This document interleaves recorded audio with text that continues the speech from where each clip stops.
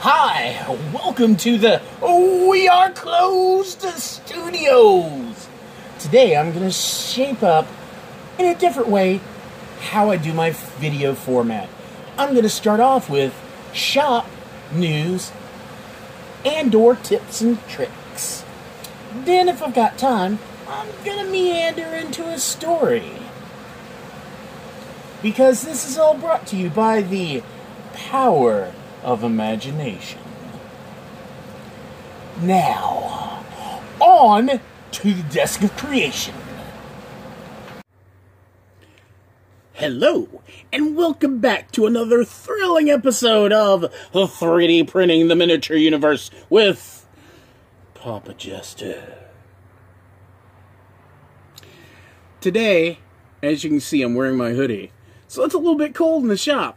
Almost time to start that resin project. Today I'm going to be working on the files, so I can't really discuss what I wanted to. Yeah, could, but it'd take a while. So instead, I'm going to discuss some topics that I've had people come up and ask me. How strong are 3D printed parts? How expensive is 3D printing? And is it worth it? So, what's upcoming? I'll take those subjects on and discuss them here on 3D Printing the Miniature Universe with Papa Jester. Take it away! Whatever clip I put here next. That girl so don't stop and Mercury. We are the Scooby-Doo. Straight up. Okay, so first off, how strong are 3D printed parts? Well, that depends on what you set your infill rating at. Now, most parts that you're not worried about putting a lot of stress on, or if you're just printing miniatures, anything from as low as 10% to 25%. Really, that depends on you. Are you going to drop this part a lot, or are you just going to sit on your shelf? But if you're doing stuff like my camera rig, this nice stable platform that I have, I printed myself, and it's a 3-folding flexi camera mount. I printed that at 100% because I knew I was going to be rough on it.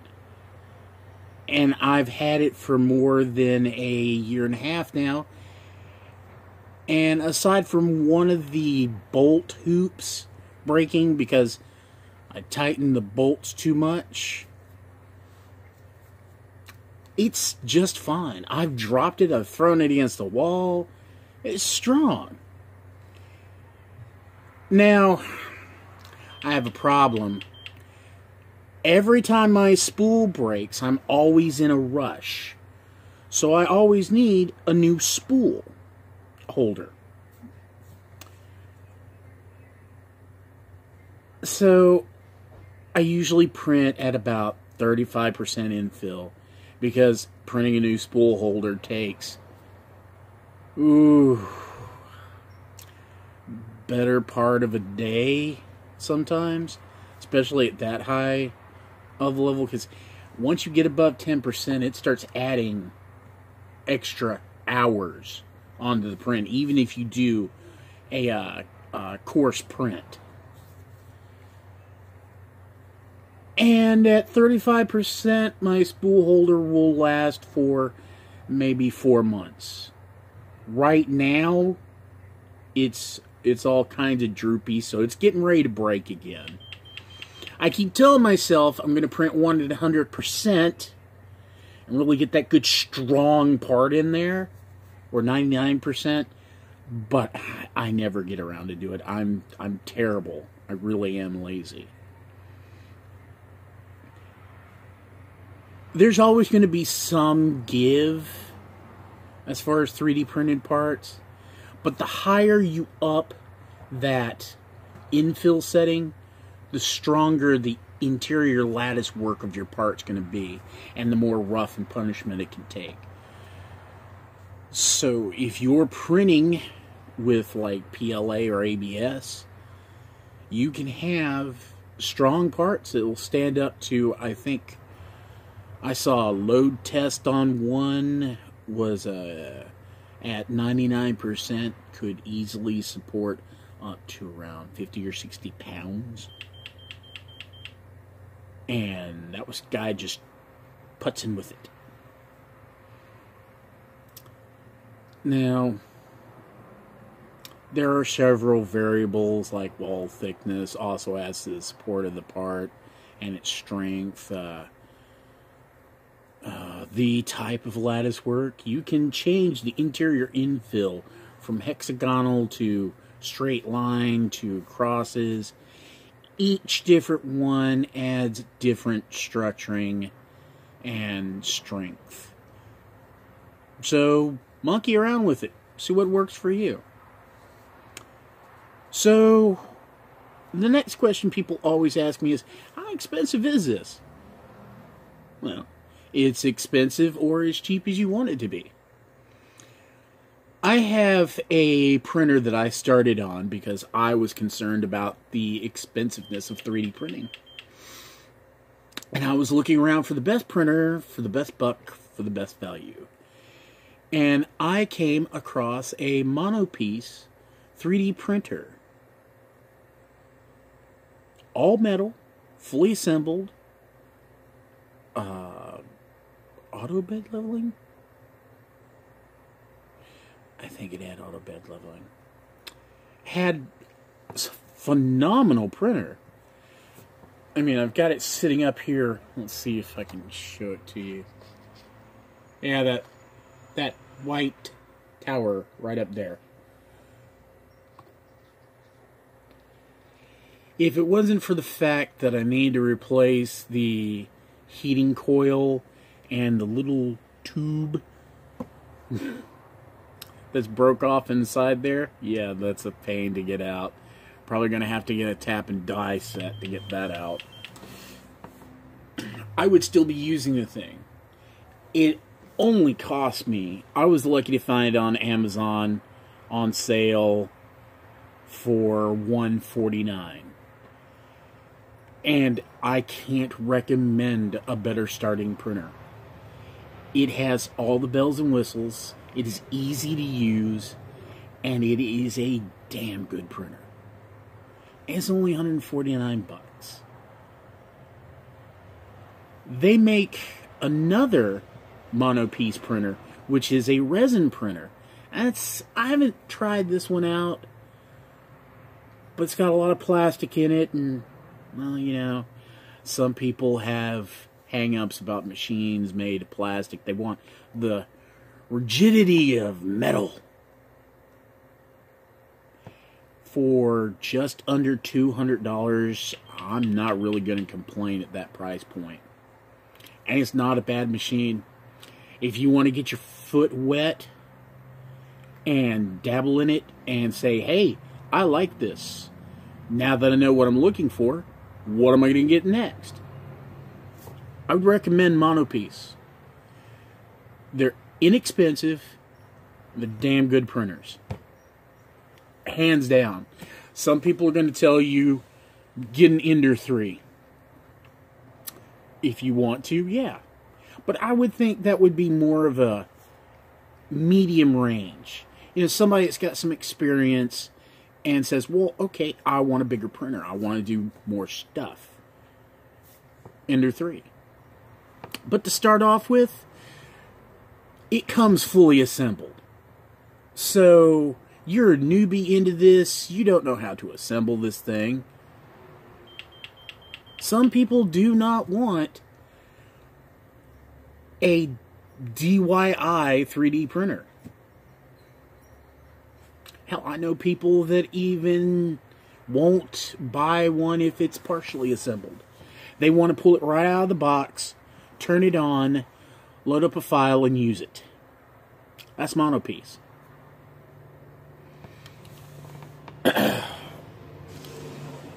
Now,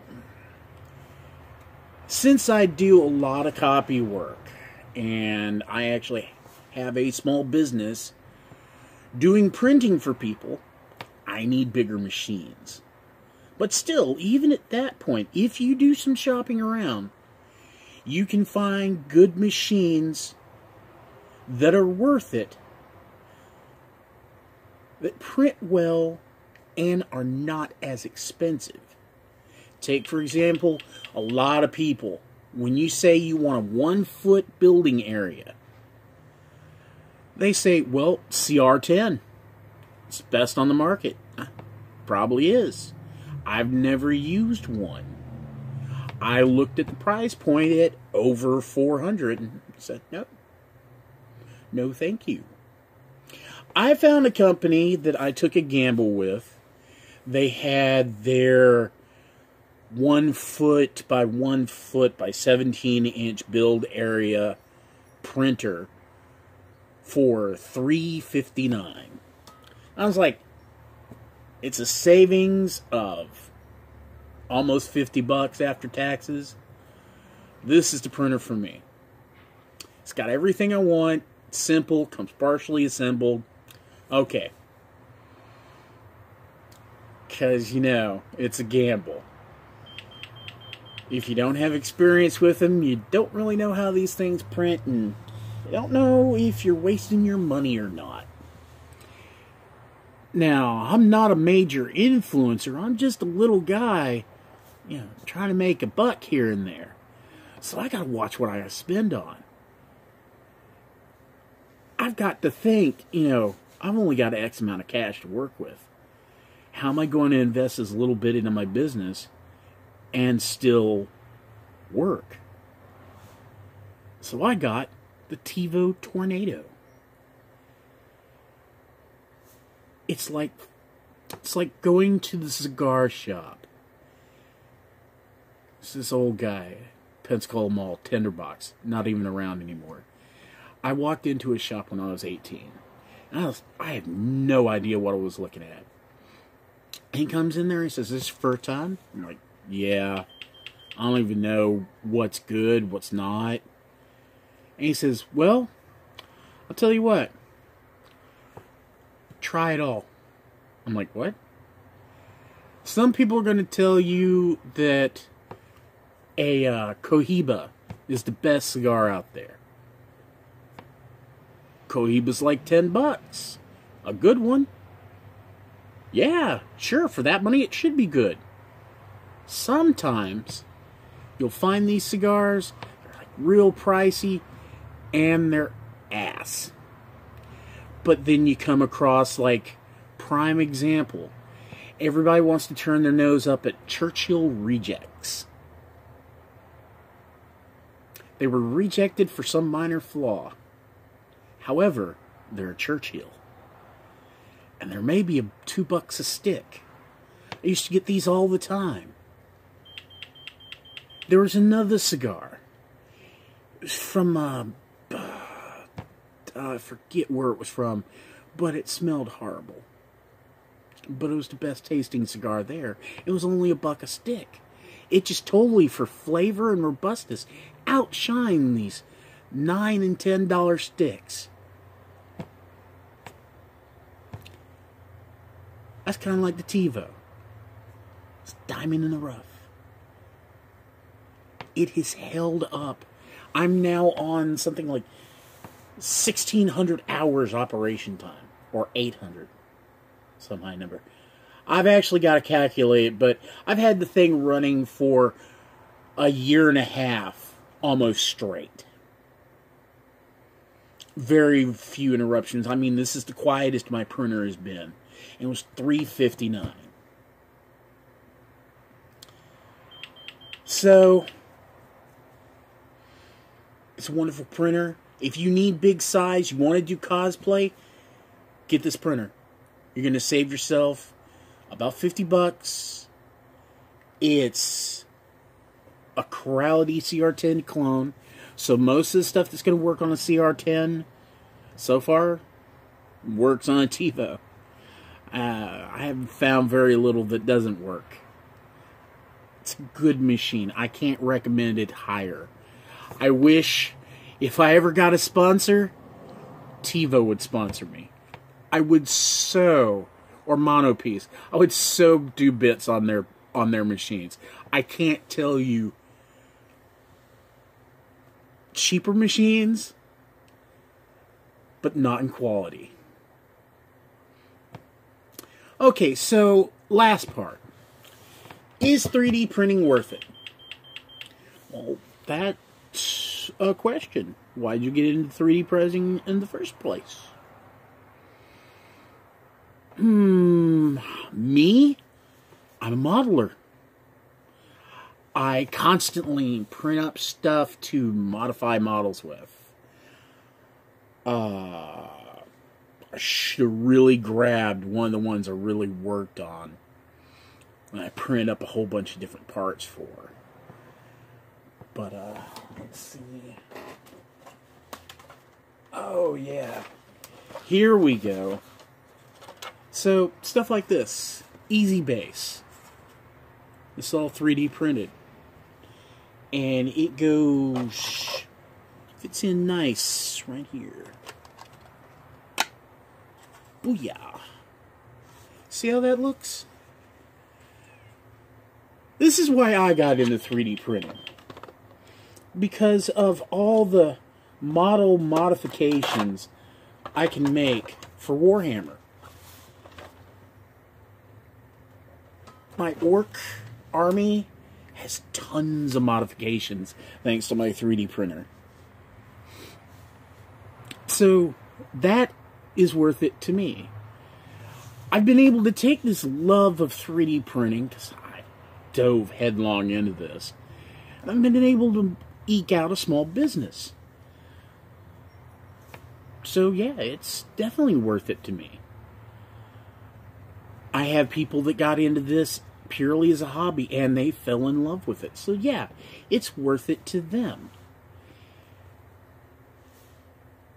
If it's just something you want to dabble in, it may not be worth it to you. But if it's something that you know you're going to enjoy, then yeah, it's worth it. If you want to turn it into a business, generate a big old printer farm, and do prototype product manufacturing, well, it could definitely be worth it. I've heard people that print for profession, because it is prototype printing, charge as high as $15 an hour. $15 an hour! My God! But you got to be able to eke out that existence. You got to be able to run out there and snatch it. You got to make it happen. Well, this comes to a conclusion of a discussion with Papa Jester from 3D Printing the Miniature Universe, above the desk of creation. And remember always, print what you like. Have fun printing. And have a great day. Boop, boop, boop, boo. What clip should I add next? Something funny? Something funny, you say? How about me alibbing while the minutes run down? No, not good. Alright. How about I talk all sexified like this? It's not sexy. I think it's sexy. Maybe I talk all deep and blow out my chest and no. Well, I don't know what to please you people with. Boop boop ba-doop ba-doop. It's still not working for you? Let me think.